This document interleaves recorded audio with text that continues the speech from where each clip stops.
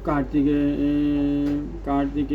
जी के कुछ उदार कर्म और उनके नाम मार्कंडेय जी कहते हैं। राजन, कार्तिकेय को श्री संपन्न और देवताओं को सेनापति हुआ देख सप्तर्षियों की 6 पत्नियां उनके पास आई। वे धर्मयुक्त और व्रतशिला थी, फिर भी ऋषियों ने उन्हें त्याग दिया था। उन्होंने देवसेना के स्वामी भगवान कार्तिकेय से कहा, बेटा, हमारे देवतुल्य पतियों ने अकारण ही हमारा त्याग कर दिया है, इसीलिए हम पुण्य लोक से च्युत हो गई है। उन्हें किसी ने यह समझा दिया है कि हमसे ही तुम्हारा जन्म हुआ है, अतः हमारी सच्ची बात सुनकर तुम हमारी रक्षा करो। तुम्हारी कृपा से हम अक्षय स्वर्ग की प्राप्ति हो सकती है। इसके सिवा हम तुम्हें अपना पुत्र भी बनाना चाहती हैं। स्कंद ने कहा, निर्दोष देवियों, आप मेरी माताएं हैं और मैं आपका पुत्र हूँ। इसके सिवा आपका यदि कोई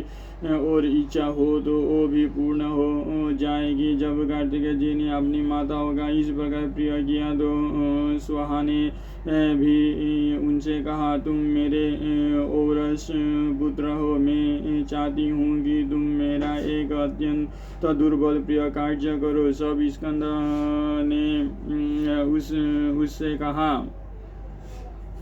तुम्हारी क्या इच्छा है? स्वाहा बोली, मैं दक्ष प्रजापति की लाडली कन्या हूँ। बचपन से ही अग्निदेव पर मेरा अनुराग है, किंतु अग्नि को पूर्णतः मेरा प्रेम का पता नहीं है। मैं निरंतर अग्नि के साथ रहना चाहती हूँ। तब स्कंद ने कहा, ब्राह्मणों के हव्य कद्या आदि जो भी पदार्थ मंत्रों से शुद्ध किए हुए होंगे उन्हें वो स्वाहा ऐसा कहकर ही अग्नि में हवन करेंगे। कल्याणी, इस प्रकार अग्निदेव सर्वदा तुम्हारे साथ हो रहेंगे। स्कंद ने ऐसा कहकर फिर स्वाहा का पूजन किया। इससे उसे बड़ा संतोष हुआ और फिर अग्नि से संयुक्त हो उसने स्कंद का पूजन किया। तदनंतर ब्रह्मा जी ने स्कंद से कहा, तुम अपने पिता त्रिपुर विनाशक महादेव जी के पास जाओ, क्योंकि संपूर्ण लोकों का हित के लिए भगवान रुद्र ने अग्नि में और उमा ने स्वाहा में प्रवेश करके तुम्हें उत्पन्न किया है। ब्रह्मा जी को यह बात सुनकर कार्तिकेय जी तथास्तु ऐसा कहकर महादेव जी के पास चले गए।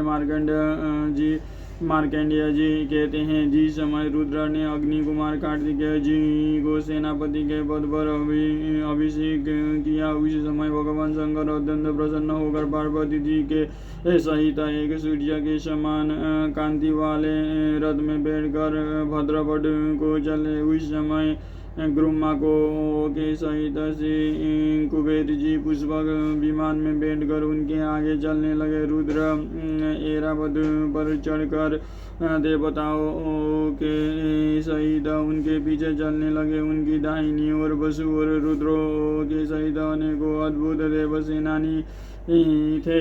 यमराज भी मृत्यु के सहित उनके साथ थे। यमराज के पीछे भगवान शंकर का अत्यंत दारुण 3 नोकों वाला विजय नाम का त्रिशूल चलता था। उसके पीछे तरह तरह के जलचरों से घिरे हुए जलाधीश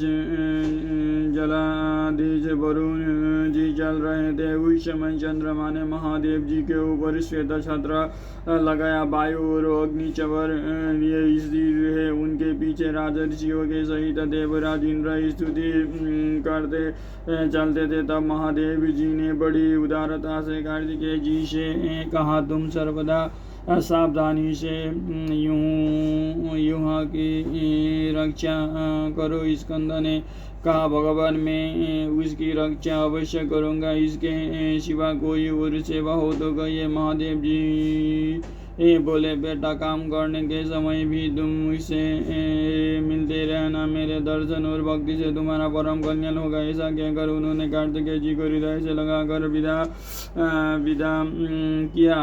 उनके विदा होते ही बड़ा भारी उत्पाद होने लगा। उसे समस्त देवगण सहसा मोह में पड़ गए। नक्षत्रों के सहित आकाश जलने लगा, संसार मुक्त सा हो गया, पृथ्वी टकमकाने और गड़गड़ाने लगी, जगत में अंधकार छा गया।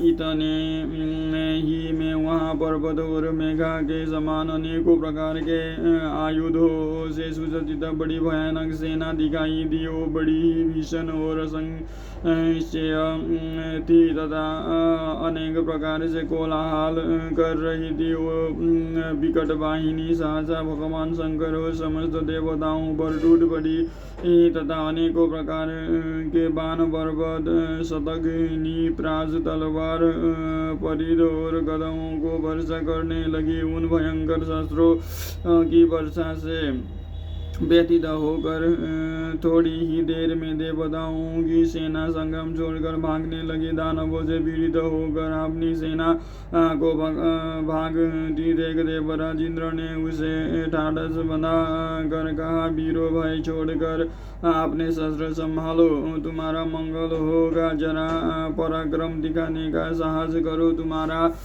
सब दुख दूर हो जाएगा। इन भयानक और दुशील दानवों को परास्त करो तो आओ मेरे साथ मिलकर इन पर टूट पड़ो।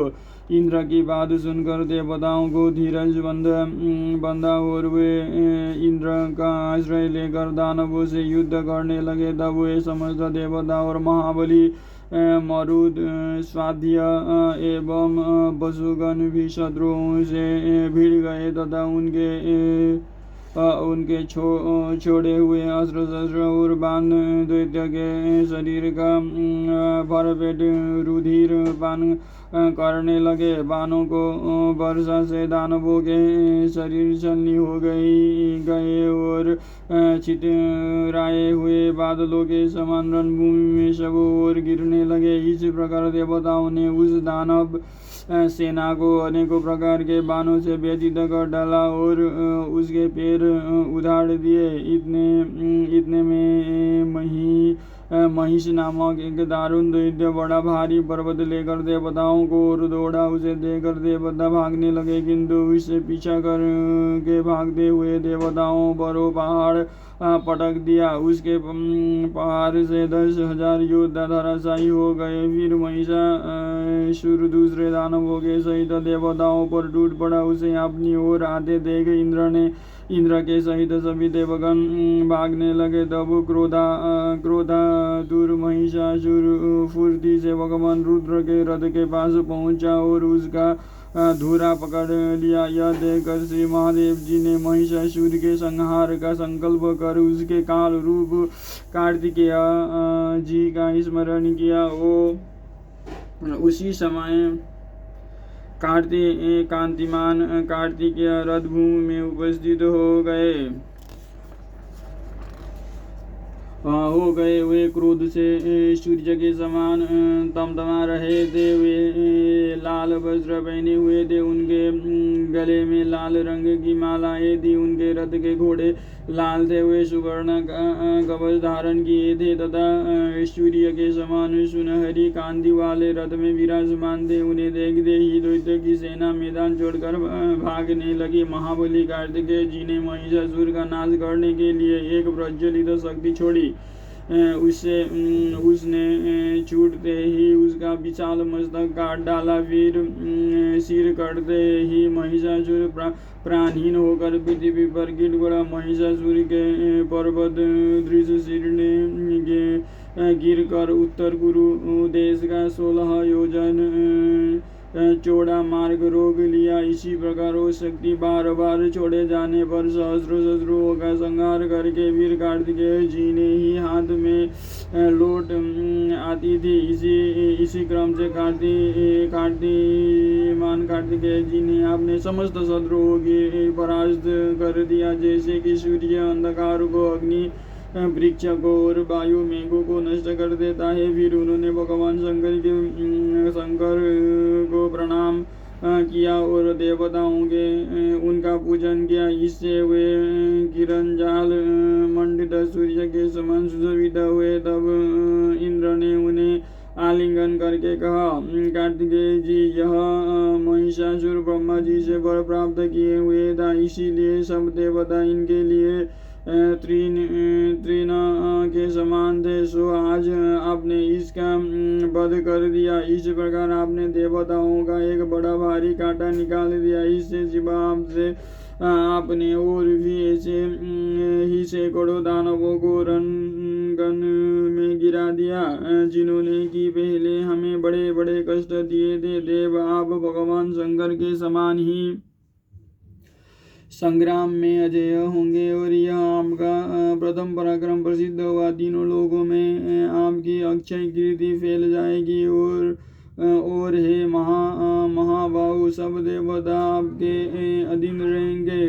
कार्तिकेय जी से ऐसा कहकर देवताओं के सहित इंद्र भगवान शिव की आज्ञा पाकर वहां से चल दिए। फिर महादेव जी ने अन्य देवताओं से कहा, तुम सब कार्तिकेय जी को मेरे ही समान मानना। ऐसा कहकर शिव जी भद्रभट्ट को चले गए और देवता अपने स्थान को लौट आए। अग्नि कुमार कार्तिकेय जी ने एक ही दिन में समस्त दानवों का संहार करके त्रिलोकी को जीत लिया। तब महर्षियों ने उनकी सम्यक प्रकार से पूछा कि युधिष्ठिर बोले, धीश्वर, मैं भगवान कार्तिकेय जी के तीनों लोकों में विख्यात नाम सुनना चाहता हूँ। मार्कंडेय जी ने कहा, सुनिए। आग्नेय स्कंद दीप्तकृति अनामय मयूर केतु धर्मात्मा भूतेश महिषमर्दन कामधीज कामद कांत सत्यवाग भुवनेश्वर शिशु शीघ्र सूचि चंड दीप्तवर्ण सुवानन अमोघ अनद रुद्र प्रिय चंद्रानन दीप्त शक्ति प्रशांतात्मा भद्रकृत कुटमोहन षष्टिप्रिय धर्मात्मा पवित्र मातृवत्सल कन्या भर्ता विभक्त स्वाहेय रेवती सुत प्रभु नेता विशाख नैगमेय सुदुच्चर सुव्रत ललित बालक्रीडन कप्रिय खचारी ब्रह्मचारी शूर शरवणोद्भव विश्वमित्र मित्र प्रिय देव सेना प्रिय वायुदेव प्रिय और प्रियकृत। एक कार्तिकेय जी के दिव्य नाम है। जो इनका पाठ करता है वो निसंदेह स्वर्ग कृति और धन प्राप्त करता है। जय